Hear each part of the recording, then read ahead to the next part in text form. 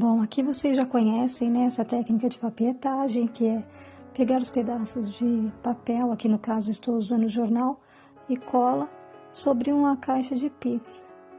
Aqui esse formato de caixa de pizza é diferente, né, é meio quadradinho.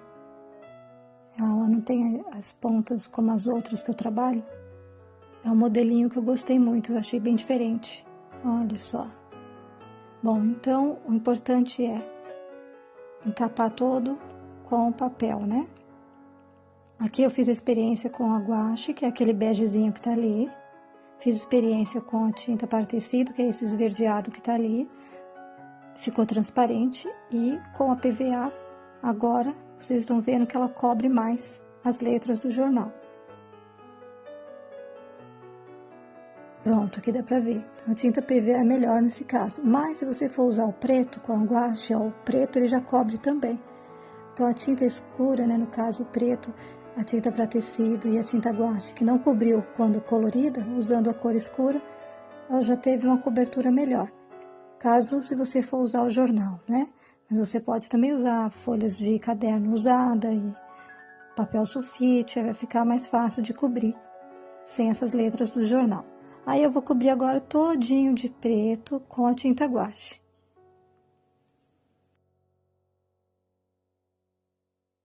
Comecei a trabalhar a cor lilás e agora eu vou trabalhar a tinta para tecido, tinta PVA, que eu tenho mais opções de cores aqui comigo, né?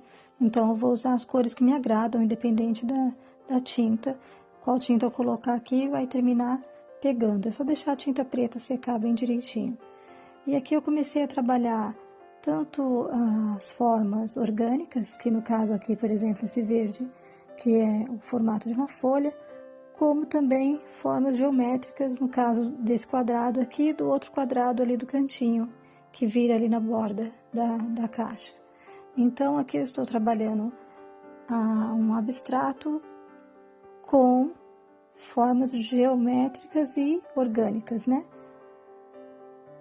A forma orgânica, ela remete, às vezes, a folhagem, a frutos, coisas relacionadas à natureza. Ou, de repente, nuvens. Então, são vários formatos indefinidos que remetem à natureza. As formas geométricas, como nós conhecemos, são círculos, quadrados, retângulos, triângulos, né? Então, você pode fazer uma junção, se você quiser, como terapia, trabalhar essas formas. E aqui, com o branco e um pincel mais fino, eu começo a trabalhar os riscos por cima. E aí sim eu vou trabalhando também folhagem e os riscos mais indefinidos também. Aqui, se você não quiser utilizar o pincel, você pode utilizar esse bico, que é da tinta Acripuff. Ela é branca, né? E se você tiver uma tinta dimensional branca ou amarelo, uma cor que você vê que vai destacar na pintura que você utilizou, você pode utilizar a tinta dimensional, que tem esse bico aplicador, fica bem fácil de trabalhar.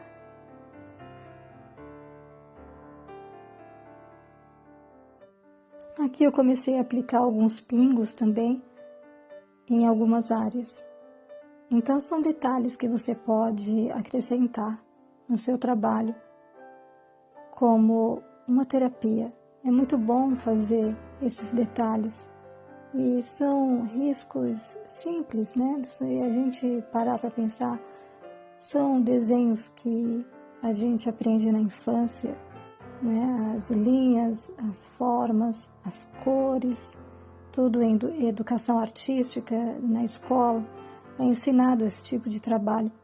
E a gente colocar esses conhecimentos dentro da pintura abstrata vai fazer muito bem, vai ser uma terapia e vai aprimorar os nossos conhecimentos como uma composição, como saber compor essas formas e essas linhas. As linhas eu deixo elas por cima e elas podem fazer um contorno que não seja perfeito. Elas têm essa liberdade. A gente pode dar essa liberdade para essas linhas, para poder elas terem como fosse uma opção de escolha de não ficar tão certinho rente à pintura. Então isso tranquiliza, isso faz com que, se caso você borre e saia da onde você quer, você pode ir para outro lugar. Então isso estimula a sua criatividade.